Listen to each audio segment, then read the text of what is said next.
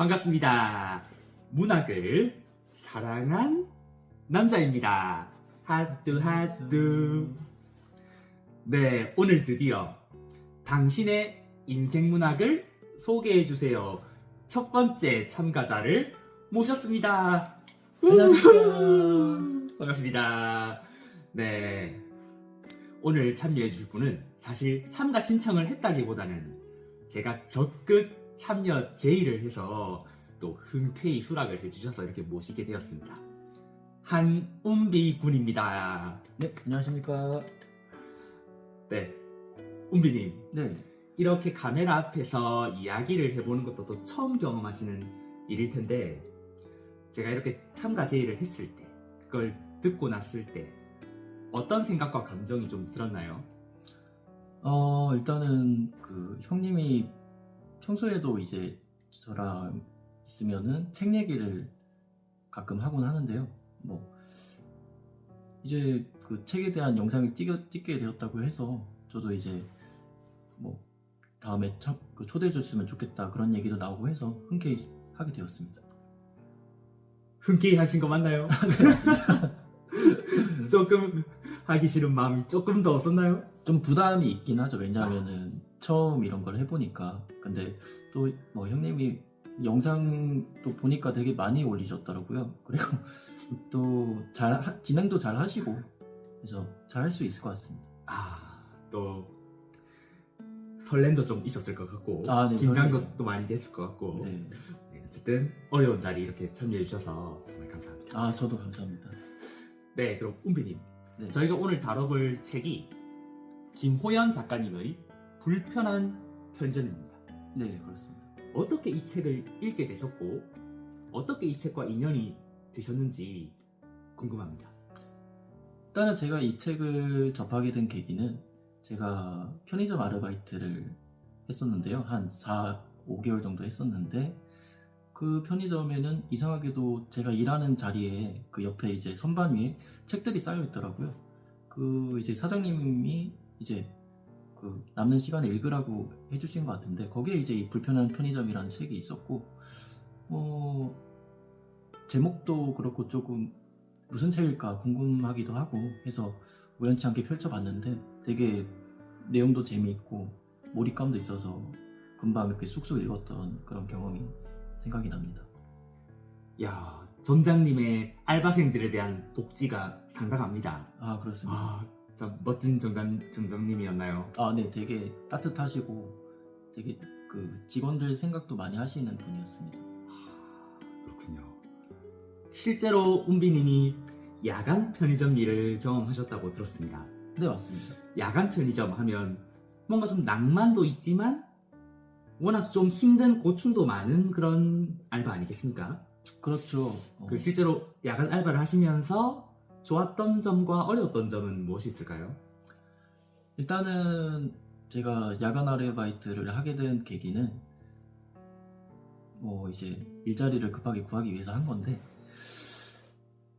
일단은 좋은 점은 아무래도 그 편의점 근무 시간이 7시간 정도 짧지는 않은 시간인데 그 야간에 일을 하면은 손님이 적기도 하고 아무래도 자기 혼자 있는 시간이 길다 보니까 이제 자기한테 투자할 수 있는 시간도 길고요. 공부를 한다라든가 책을 읽을 수도 있고 그런 혼자만의 시간이 있다라는 점에서 장점이 될 수 있고요. 단점은 아무래도 야간에 일을 하다 보니까 이제 밤늦게 술 취해서 오시는 손님도 계시고요. 그리고 야간에는 아무래도 일들이 주간보다 더 많습니다. 그렇습니까? 네, 이제 그 상품도 들어오고요. 주류라든지 과자나 식품 같은 것도 들어오고 그거 오면 이제 체크해서 진열을 해야 되거든요. 그것도 이제 진열하는 방식이 있기도 하고 자재 창고 정리도 해야 되고 그런 것들도 있고 이제 또 야간에 일을 하다 보면은 밤을 새야 되니까 밤낮이 바뀌기 때문에 그런 생활 패턴에 좀 변화 좀 이제 적응이 잘 안 되는 그런 변화가 생길 수 있다라는 점이 단점이 될 수 있겠습니다. 개인 시간을 많이 보낼 수 있다는 것에서는 장점이 있지만 또 건강적인 그런 문제가 생길 수 있겠네요. 그렇습니다. 또 그런 고충이 또 있으셨는데, 그럼 실제로 야간 편의점 일을 경험을 또 해보셨고 네. 또 이 책도 완독을 하셨고 네. 정말 제가 이 책에 딱 맞는 그런 참가자를 잘 섭외를 한 것 같습니다. 감사합니다. 네, 그럼 지금부터는 본격적으로 네. 이 책의 내용에 대해서 한번 대화를 나눠보겠습니다. 좋습니다. 이 불편한 편의점, 이 책이 아무래도 그 편의점에 찾아오는 정말 다양한 인간 군상들이 많지 않습니까? 네, 그렇죠. 그들이 각자의 삶 속에서 어려움들이 있는데 그것들을 서로 이해하고 공감하고 소통하는 과정 속에서 그들이 치유되기 시작하고 그리고 변화되고 성장하는 그런 과정을 담은 소설이지 않습니까? 네, 그렇습니다. 네, 그렇기 때문에 정말 우리들의 일상과도 정말 밀접한 관련이 많은 것 같습니다. 저희도 삶 속에서 소통의 어려움, 누군가를 이해한다는 것이 정말 우리의 누구나가 겪는 어려움이지 않습니까? 그렇죠. 네, 그런 부분에서 운비님은 삶 속에서 누군가를 이해하고 소통하는 과정에서 큰 어려움을 겪으신 일이 있는지 그 경험이 궁금합니다. 네, 누구나 이제 그 대인관계에서 어려움을 한 번쯤은 겪지 않을까 싶은데요. 저도 이제 하나 얘기를 하자면은 아무래도 이제 군대에서 밀리터리 있었던 일을 얘기를 해야 될 것 같습니다. 군대는 어디 지역에 나오셨나요? 이제 그 강원도 화천이라는 곳에 강원도. 네. 네. 거기서 근무를 했었는데요. 아무래도 군대 입대를 하고 자대 배치를 받아서 가면은 이제 제 동기들도 있지만 저보다 신분이 낮은 후임도 있고 선임도 있죠.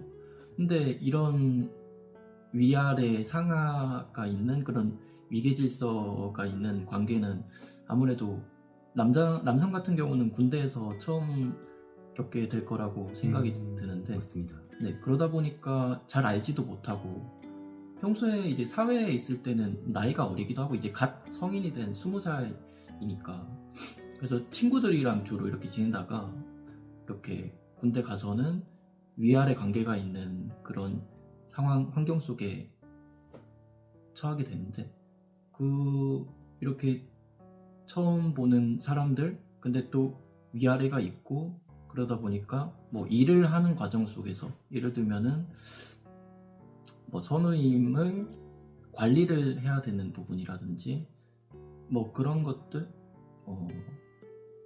이제 저는 제 입장에서 제가 이제 후임한테 얘기를 한다고 쳤을 때 제 입장에서 이게 맞다고 해서 얘기를 했는데 그 후임은 이게 자기가 생각하는 거랑 다 안 맞다고 생각을 할 수도 있고요. 받아들인 부분에 있어서 차이가 있을 수도 있고 선임이랑과의 관계에서도 마찬가지고요. 제가 아무렇지도 않게 했던 행동에 대해서 선임 입장에서는 되게 이 친구가 왜 이렇게 건방지지? 또는 잘못됐는데 이렇게 받아들일 수가 있고 그래서 그런 입장 차이에서 오는 그로 인한 이해하기 힘든 그런 좀 차이, 그런 입장 차이 그런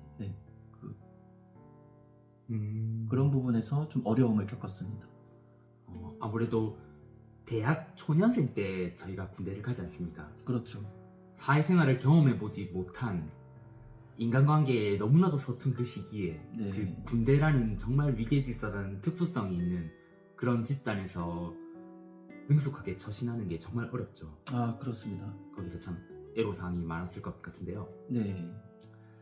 지금 돌아보면 조금 아쉬운 부분도 많았을 거고 거기서 받은 좀 상처들도 있을 것 같습니다. 네, 그렇습니다. 그래서 지금은 그래도 저희가 이 책을 읽으면서 그런 좀 몽글몽글한 마음이 좀 생기지 않았습니까? 네, 그렇죠. 그러면 이 책을 읽은 상태인 운비님은 그때로 다시 돌아간다면 네. 그런 관계를 좀 풀어내고 두루두루 잘 어울리기 위해서 좀 어떤 노력들을 해보실 것 같나요? 만약에 다시 네. 그때 시기로 돌아간다면 지금 상태로. 이제 군대를 재입대하는 거니까 네. 저도 별로 원치 않는 경험이긴 하지만 만약에 이제 다시 그때로 돌아간다면 아무래도 그 예전보다는 좀 더 타인에 대해서 타인의 입장에 대해서 생각을 좀 더 하고 신중하게 생각을 해서 언행이라든지 뭐 말투도 그렇고요. 이제 그런 것들 이제 말이나 행동 같은 것들을 좀 더 조심했을 것 같습니다. 네, 맞습니다. 이 책에서도 강조하는 게 역지사지, 그죠? 음. 상대의 처지를 공감하고 이해하는 걸 강조를 많이 하는데, 네. 저도 좀 생각나는 경험을 얘기해보자면, 저는 부모님, 어머니, 아버지와 저와의 관계에서 그런 소통에 어려움을 겪을 때가 좀 있거든요. 아, 네. 아무래도 저에 대해서 무언가를 말씀하시면 잔소리처럼 여겨지고 나의 마음을 엄마 아빠는 이해하지 못한다, 이렇게 생각이 확 흘러가 버리더라고요. 맞습니다. 그런데 어떻게 보면 그건 저의 상당히 이기적인 그런 상대를 이해하지 못하는 마음일 수 있잖아요. 그렇죠, 그렇죠. 이 책을 읽은 저도 지금은 그렇게 말씀하시는 어머니 아버지의 마음을 내가 이해를 하고 거기에 공감을 해야지 그 이해와 소통의 그 병행선이 끊기잖아요. 네, 맞습니다. 누군가는 한 발 다가가는 그런 행동을 하고 해야지 이제 만날 수가 있는데, 네네. 그래서 이 책에서도 이 캐릭터 왜 이래? 정말 이 캐릭터 뭔가 이상한데? 이렇게 할 게 아니라 실제로 이 주인공 도꼬 씨는 그런 캐릭터마저도 그의 어려움을 생각해보고 이해해서 그의 변화를 이끌어내잖아요. 아, 네, 맞습니다. 그런 메시지들이 참 좋은 것 같아요. 이 책에서. 그렇죠. 네. 그래서 이 불편한 편의점 아주 좋은 내용들이 많은데, 그럼 운비님은 이 책을 완독을 한 이후에 뭔가 내 마음에 어떤 변화가 생긴 부분이 있다거나 아니면 이 책을 읽은 전체적인 소감이라던가 네. 그런 것들이 궁금합니다. 일단은 이 불편한 편의점을 읽고 이 도꼬씨라는 캐릭터가 되게 사정이 있는 인물이잖아요.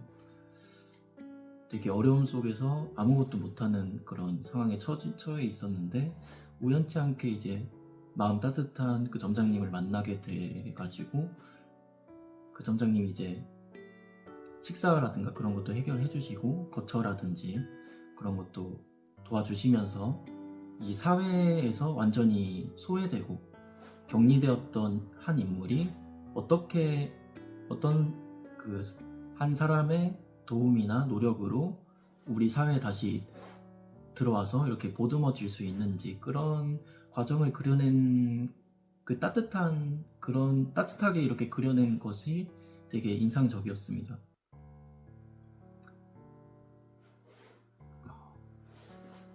맞습니다. 저희도 도꼬 씨의 그런 마음을 닮아서 우리 주변에 그래도 조금 저희가 이렇게 영향을 미칠 수 있는 부분들에 대해서 함께 한번 노력을 해보도록 합시다. 아, 네, 그렇습니다. 네, 그럼 마지막으로 오늘 이렇게 어색했지만 되게 낯선 경험이었겠지만 이렇게 함께 대화를 나눠본 소감이 어떠셨는지 간단히 얘기 듣는 것으로 영상을 마치겠습니다. 일단은 초대해 주셔서 너무 감사하고요. 영상들 보니까 형님이 되게 작업을 열심히 하시더라고요. 조회수도 꾸준히 나오시고 시청자분들도 되게 좋으신 것 같고요. 저도 이렇게 어디 와서 제 생각 얘기하고 이런 일이 거의 없으니까 근데 이 형님 통해서 이렇게 나와가지고 같이 읽은, 그리고 이 불편한 편의점 같은 경우는 워낙 유명한 소설이죠. 몇 년 전에 이제 베스트셀러이기도 하고 내용도 어렵지도 않고 되게 일상적인 그런 요소로 시작을 해서 저희 이제 마음에 마음 한구석이 따뜻해지는 그런 책인데요. 이런 책에 대해서 뭐 얘기도 하고 뭐 제가 어떤 경험을 했는지 그 인물과 비슷한 경험은 있는지 뭐 대인관계의 어려움이나 그런 것들에 대해서 얘기를 할 수 있어서 너무 좋았고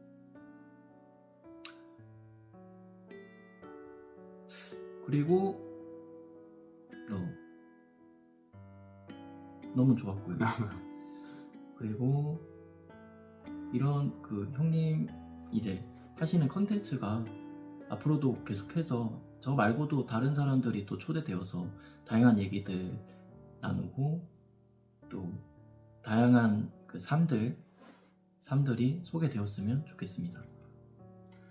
네, 마지막 또 저에 대한 응원까지 또 너무 감사합니다. 아닙니다. 또 은비님도 이번이 끝이 아니라 앞으로 물꼬를 텄으니 앞으로도 자주 출연 제의를 드리도록 하겠습니다. 아, 저의 영광이죠. 네, 감사합니다. 네, 그럼 마지막으로 이 책에 제가 한 구절을 뽑아왔습니다. 네, 그 구절을 함께 읽는 것으로 마무리를 지어보겠습니다. 네. 우비님, 여기 형광펜에 제가 그어놓은 구절을 같이 한번 읽어보겠습니다. 네. 은비님이 한번 읽어주십시오. 은비님 한번 읽는 것으로 마무리를 해보겠습니다. 결국 삶은 관계였고 관계는 소통이었다. 행복은 멀리 있지 않고 내 옆의 사람들과 마음을 나누는 데 있음을 이제 깨달았다. 라는 구절이네요. 맞습니다. 네, 그럼 은비님 오늘 긴 시간 이렇게 참여해주셔서 감사합니다. 감사합니다. 그럼 안녕. 안녕.